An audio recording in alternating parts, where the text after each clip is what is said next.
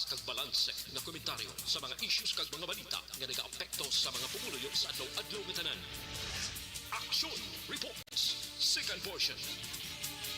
Upod sa veterano kag respetado nga komentarista, Action Fred Salanga. Karon nga adlaw Martes pitsa 29 na bulan sa Nobyembre tuig 2022.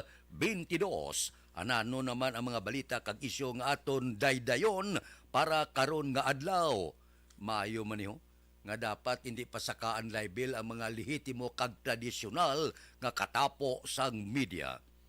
House Bill 3641 ba manami ni ibanan tagaan painan 1% ang aton mga kauturan nga mga disabled kag senior citizen. Safety training ginarekomendar man sa mga katapo sang kapulisan.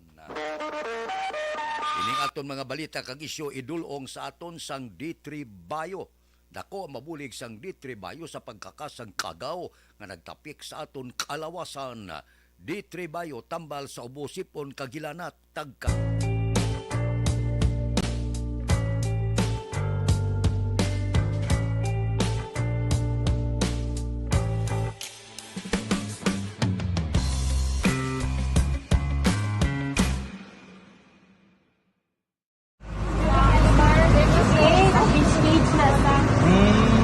Sa mga lehitimo kag tanan nga mga ginatawag naton mga tradisyonal nga media, hindi dapat pasakaan kaso. Nyati hindi ka ka-expose, hindi ka ka-arangkada kay matihadlo ka nga pasakaan ka libel. Pero siring ni Tulpo, ining dapat ya nga i-prosecute naton ang mga ining pang-extort bala nagapakuno-kuno nga katapo sang media, ining mga black timer nga kung mag-arangkada hindi maintindihan. Dapat mga tubang gid sila sang kaso kag ining mga attack and collect nga mga katapo sang media. Baw daw na hibalaan na gid mas Tulpo ni media sang unaman mo. So naintindihan niya ang pangabuhi sa katapo sang media.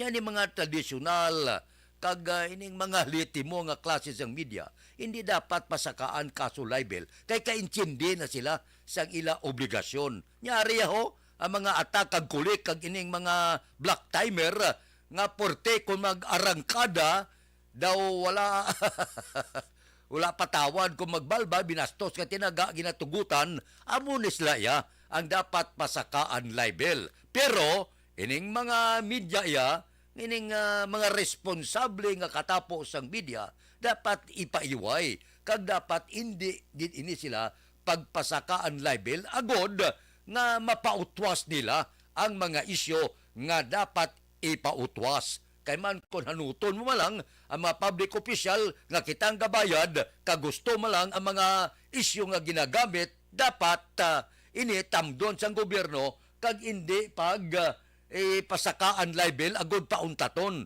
nga iwaragwag ang kamatuoran. Action Radio Philippine Standard Time, Lasay 40. Balik ako pagkatapos ini. This is my life.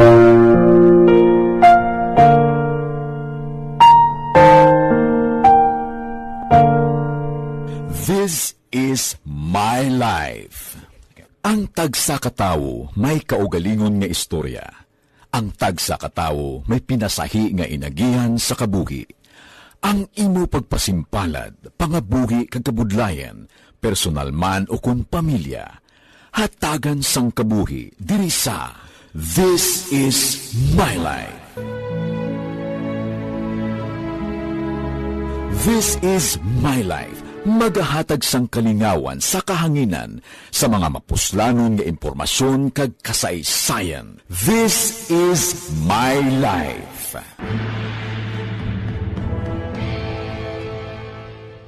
Pag champion ang ginamit mo, may pagkakataon kang maging milyonaryo. Champion na, milyonaryo pa! Ilagay sa isang papel ang iyong name, age, address, phone number at pirmahan. Ilagay sa isang white legal-sized envelope at lakipan ng alinman sa mga required proof of purchase. Kasama dito ang tamang bilang ng empty sachets, wrappers at mga pouch ng Champion Superpower Detergent at Champion Antibacterial Fabricon. Sa labas ng envelope, ilagay ang promo title, ang POP na ginamit at MBC station na yung pinakikinggan. At ihulog ang iyong entries sa mga drop boxes na makikita sa iyong mga favorite MBC radio stations. Mas maraming entries, mas malaki ang chance mong manalo. Mamimigay kami ng 1 million pesos sa ating grand draw at libo-libong piso pa in cash sa mga weekly draws na magaganap sa mga MBC radio stations nationwide. Champion na, milyonaryo pa. Champion, tapat po sa inyo. Brought to you by Champion Supra Power Detergent with X-Stain Technology at Champion Antibacterial Fabric Conditioner.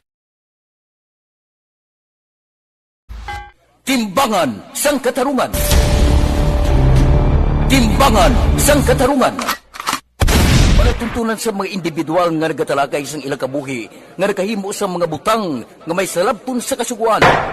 Court is now in session. Pagpangawat, kidnapping, pagpamatay, imoralidad, iligal nga droga kag iban pa nga klase sang krimen. Kalabanan sa ila nagapating nga makaluwas sa ila nahimo nga sala, apang ang timbangan sang katarungan wala nagakatulog, kag madabat ang sinuman nga matuon nga nakasala, kag mahatagan hustisya ang wala sang sala. Ang tanan, dapat alalangay lang. Timbangan sang katarungan. Mabatian kada hapon pagkatapos ng drama, mensahe sang paghigugma.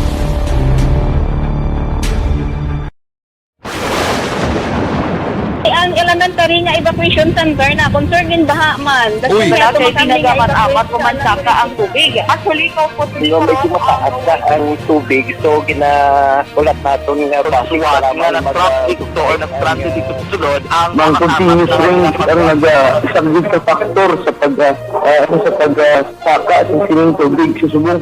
Ang Pilipinas sa mayroon sa early warning system para mahibaluan ang lakas ng panahon.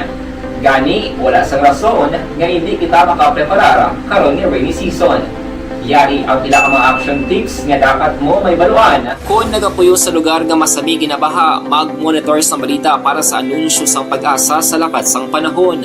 Isa sa pinakapos nga pamaagi para malikawan nga magsulod ang baha sa balay, among paggamit sang sandbag. Ang sandbag ang isa kasako nga may unod nga balas nga pwede ibutang sa pertahan upon ginaagyan sang tubig para temporaryo nga makontrol ang pagsulod sang tubig sa inyong nga balay. Antes naman ng rainy season, dapat nakapreparar ka na sang pagkaon, flashlight, pito, kandila, hygiene kit, power bank, transistor radio, importante nga mga dokumento kag iban pa nga kinahanglanon. Ini ang dapat isulod sa go bag nga dapat ibutang sa isa ka lugar nga mapus kuhaon sa tion nga kinahanglan nga mag-evacuate.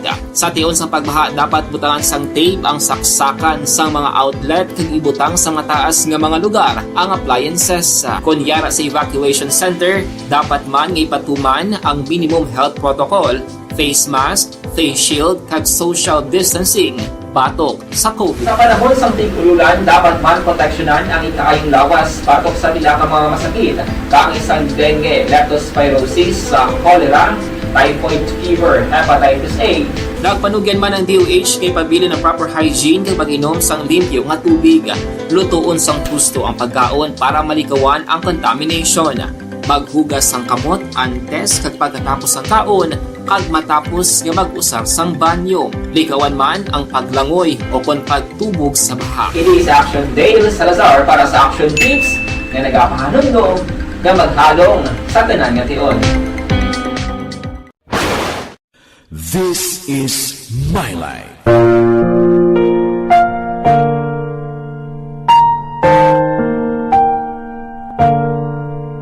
This is My Life.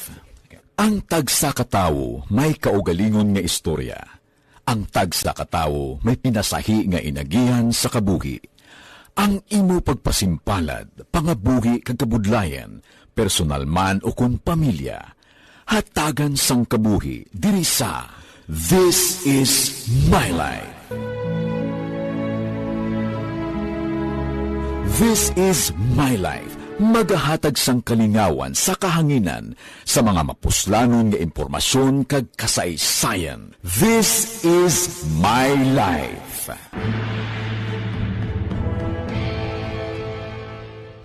Pag champion ang ginamit mo, may pagkakataon kang maging milyonaryo. Champion na, milyonaryo pa! Ilagay sa isang papel ang iyong name, age, address, phone number at pirmahan. Ilagay sa isang white legal-sized envelope at lakipan ng alinman sa mga required proof of purchase. Kasama dito ang tamang bilang ng empty sachets, wrappers at mga pouch ng Champion Superpower Detergent at Champion Antibacterial Fabricon. Sa labas ng envelope, ilagay ang promo title, ang POP na ginamit at MBC station na yung pinakikinggan. At ihulog ang iyong entries sa mga drop boxes na makikita sa iyong mga favorite MBC radio stations. Mas maraming entries, mas malaki ang chance mong manalo. Mamimigay kami ng 1 million pesos sa ating grand draw at libo-libong piso pa in cash sa mga weekly draws na magaganap sa mga MBC radio stations nationwide. Champion na, milyonaryo pa. Champion, tapat po sa inyo. Brought to you by Champion Superpower Detergent with X-Stain Technology at Champion Antibacterial Fabric Conditioner. Timbangan sang katarungan. Timbangan sang katarungan. Panatuntunan sa mga individual nga nagatalagay sang ilang kabuhi nga nakahimo sa mga butang nga may salabton sa kasuguan. Court is now in session. Plano sang katapo sang kapulisan nga ginaduso nila nga ang tanan nga mga miyembro sang kapulisan kinahanglan hindi maguntat sa pagtuon kung paano nila gamiton ang armas bisan nga nagataklo sila adlaw-adlaw kinahanglan safety gid. Dihamak na ang nagkalatabo ining mga accidental firing nga nagresulta sang kamatayon.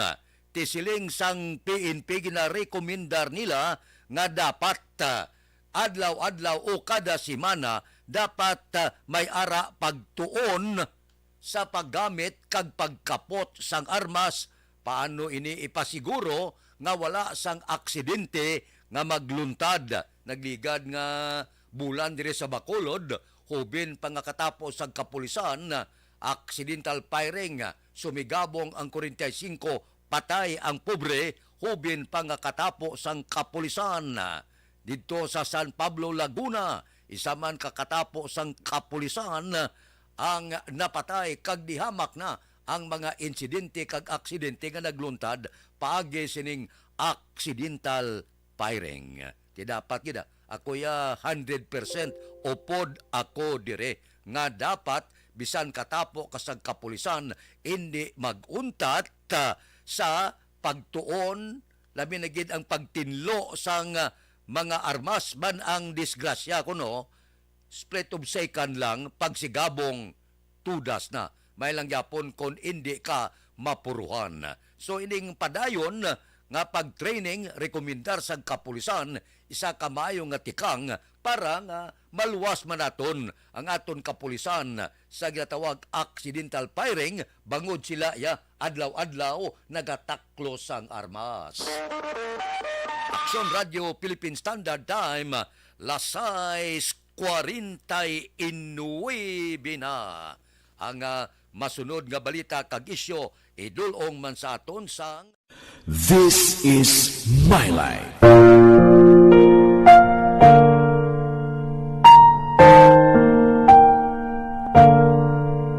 This is My Life. Ang tagsa katawo may kaugalingon nga istorya. Ang tagsa katawo may pinasahi nga inagihan sa kabuhi. Ang imo pagpasimpalad, pangabuhi kag kabudlayan, personal man o kung pamilya, hatagan sang kabuhi diri sa This is My Life. Quezon City nga si Patrick Manuel Vargas. Ano ini? Nagapangabay siya sa tanan nga local government unit nga mag-alokar 1% sa ila internal revenue allotment para sa senior citizen kag isa pagid ka porsyento para sa persons with disability. Bilang pagkilala sang ila sini nga paghatag man kag paghatag sang tawag kontribusyon sa ikauswag sang pungsod Pilipinas. Man ini mga senior citizen nanigulang naman sa pagserbisyo mo. Iba ni retirado nga katapos ang kapulisan. Iba ni sa gobyerno, sa iban nga pribadong sektor, iban buhi pa. Ti ako niya ang 1% ano gina nga ibulig sang local government unit para sa aton mga utod nga mga senior citizen. Pila na gimanaya ka tuig ang nabilin sa ila nga maglambot kina 200 ang senior citizen. Ang pinakatayog na guro sa amo ni nga tiyempo sumo kag bisyo kag porte ang pollution tayog na ang 80 o 90 abi the most. May ara gi mga subrasin pero ti pipila lang. Yan ang nabilin bala nga mga tinuig sang aton mga senior citizen kag may mga diferensya sa kalawasan tagaan taman konsuelo. Ang 1% nga alokar mo da para sa mga senior citizen siguro do hindi man nasakit gid para nga mabinipisyuhan ta ang aton mga tigurang ya nga mga kauturan bilang regalo na lang sila.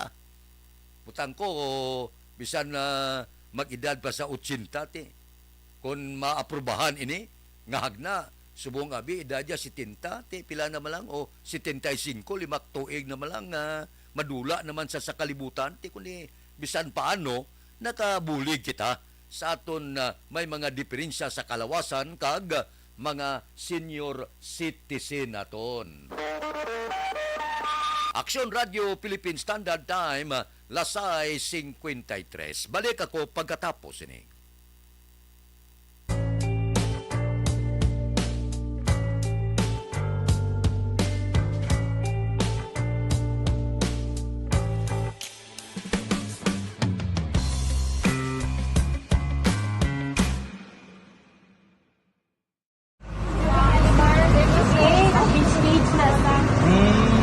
For every shared story is an inspiration for many.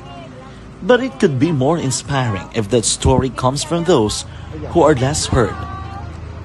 When asked about how we were able to select Mulukabok Integrated School in Sagay City as a beneficiary of the annual Balik Eskwela program, the answer is very simple. Frankly speaking, we wanted to see and experience the renowned Mulukabok footwalk and its beautiful nature.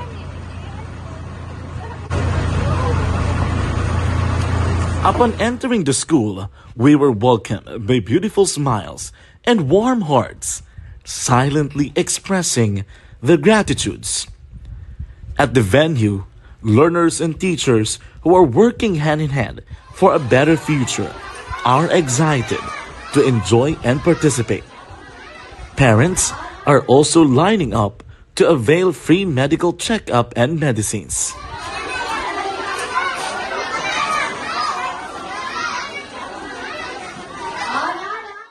Indeed, nothing is impossible and unreachable until you personally see the real situation of a certain location. The 30-minute boat ride seems to be a few distance walk because of the satisfaction and fulfillment we have in our hearts.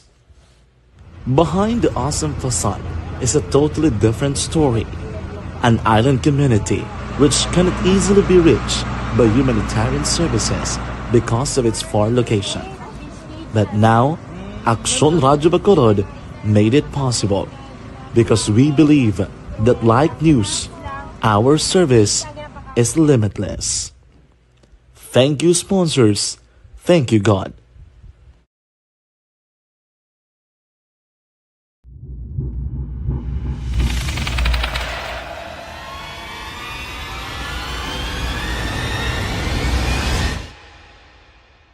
Umbra! Umbra! Mga misteryo, katingalahan, pantasya, kagkatanagaan sa likod sang mga langit. Mga kasaysayan sa dupa, subong kag mahimo sa palabuto, katulad sa mga Pinoy legendary story. Bata! aswang, manananggal, amaranhi, tiktik, tayho, kamang-kama, kag mga duwende, Maria Makining kag bruha sa kuweba, magkapala nindog balahibo kag makahaladlo, makasilig niya nga mga kasaysayan katulad sang ginsudlan sang malain nga espiritu kag demonyo, kondinado, reincarnation, kag iban pa nga mga kasaysayan nga makapanganga samtang amat-amat nga tukibon ang mga ginsuguran tugtog sa katapusan. Mabatian kada aga pagkatapos ng drama Barangay 684.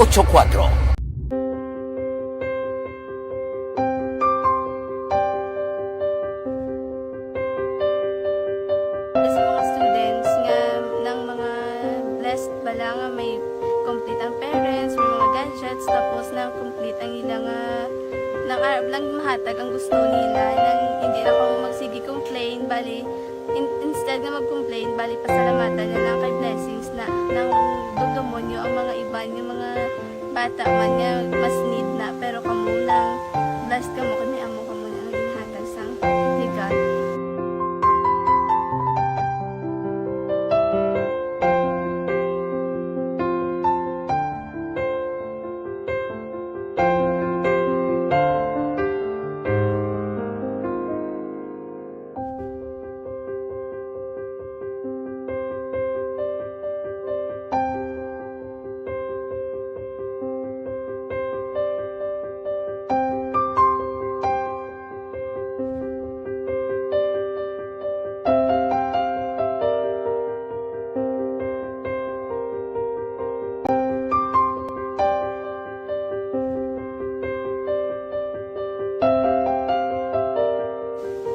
Sa nga mga ayo sa ginabakal silpur ini ko pasensya na biri ang atong income kulang gid sa atong ginagawi man yat sige lang pang kay basta kaluyan mangita kan ta ideya nga makasilpon mo ko di ko sing ihi nabatian ang sa Aksyon Radio kay Tita Wilma nga pwede makatry magpadala sa ilang kasaysayan sa kabuhi sa parte sa pag-eskwela subong pandemic tiya mo na ginhalay ko sa katulod gid nag-intra.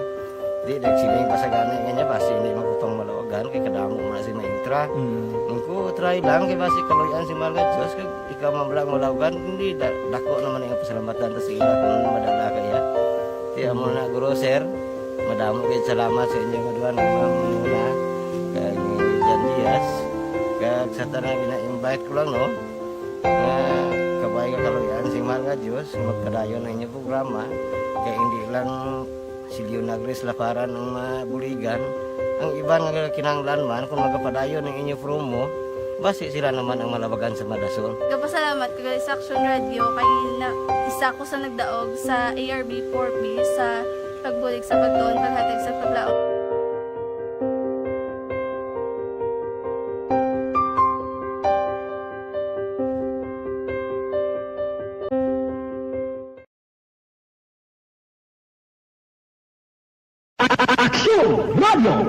Sa maulamang nga panahon, mga lamok nagadamo, kagdala sini ang pila ka mga masakit kaangay sang dengue. Yari ang pila ka mga pamaagi nga dapat himuon para malikawan ang dengue. 5S agud malikawan ng dengue. Number 1, search and destroy o pangitaon kag gub-on. Pangitaon kag gub-on ang posible nga istaran o kon itugan sa mga lamok. Ulaon ng tubig na nagatinir sa mga lata, goma, kagiban paghid ng mga kagamitan nga sarang maitugan o kuntugaran sang lamok. Mintinahon nga matinlo ang palibot paagi sa pagpanilhig permi sang ugsaran. Number 2, secure self-protection o proteksyonan ang kaugalingon. Proteksyonan ang kaugalingon kontra sa kagat sang lamok. Magsuksok sang malaba nga panakton pareho sang long sleeves o kung mga bayo nga may malaba nga pako. Pwede man makagamit sang mosquito repellent kag mosquitero. Number 3, seek early consultation o magpakonsulta gilayon. Kung may hilanat sa Aksyon Balita Morning Edition upod kita kay Aksyon Boy Duran kag Aksyon Dorel Cabato. Aksyon Fred Salanga, una sa balita, una sa aksyon, sa Bacolod, Aksyon Radio. Aksyon!